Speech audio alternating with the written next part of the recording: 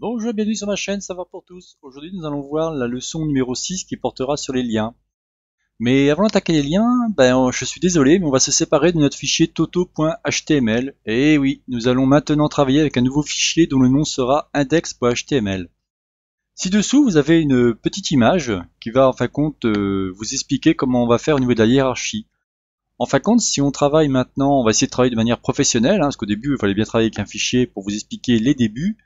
Mais après, on va commencer à travailler de manière professionnelle. C'est-à-dire que vous aurez un fichier index.html, c'est celui que vous rencontrez très souvent, même tout le temps. Très souvent aussi, on rencontre des répertoires qui sont composés donc de différents fichiers .css que l'on verra un peu plus tard lorsqu'on attaquera la partie HTML5 et CSS3.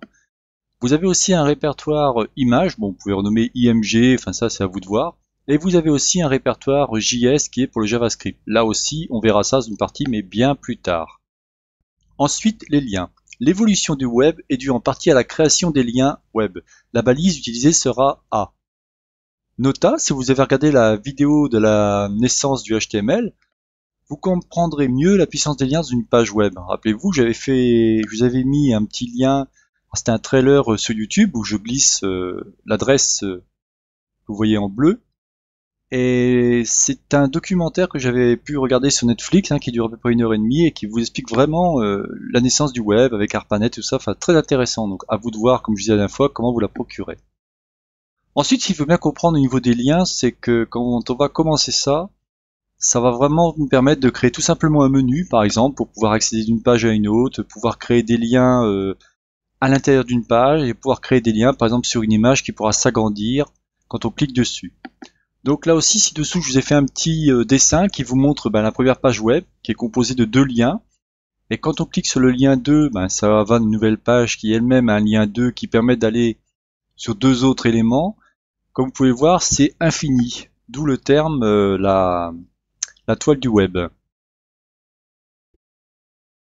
Comme d'habitude, regardons cela dans l'éditeur web, ça nous permettra de mieux comprendre les différents exemples que je vous ai cités.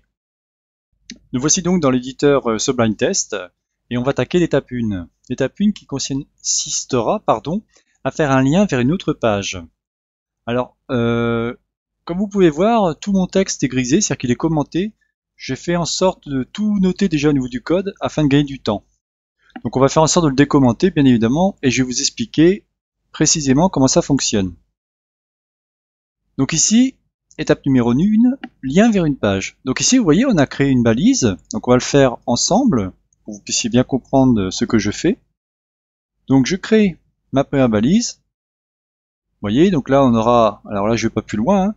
Ici, dedans j'ai mis page HTML qui correspond à une autre page que j'ai créée préalablement, parce que sinon vous ne pourrez pas y accéder bien évidemment.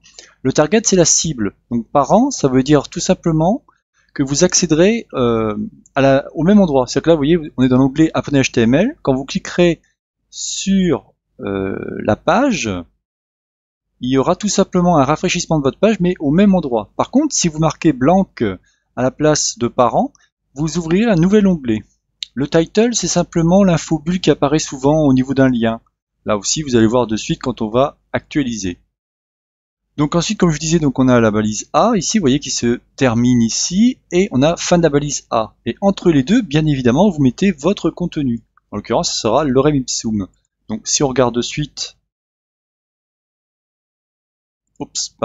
alors si on regarde de suite, on sauvegarde et ici on rafraîchit.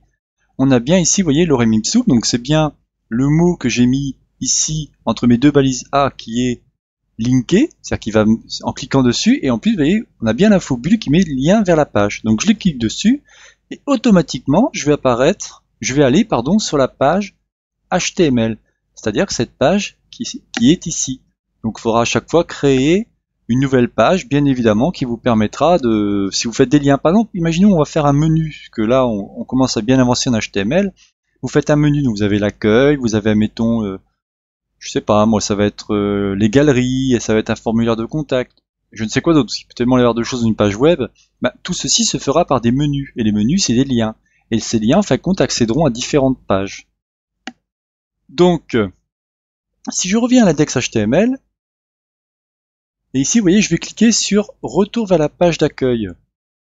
Bien, c'est le même principe au niveau du lien, c'est que là, au lieu d'indiquer page HTML, j'indique tout simplement index.html. Et cette fois-ci, en mettant ici comme mot, comme phrase entre mes deux balises A, retour vers la page d'accueil, quand je vais cliquer sur mon... Donc je le recommence, vous voyez, quand je vais cliquer ici, il revient automatiquement vers ma page d'accueil, tout simplement.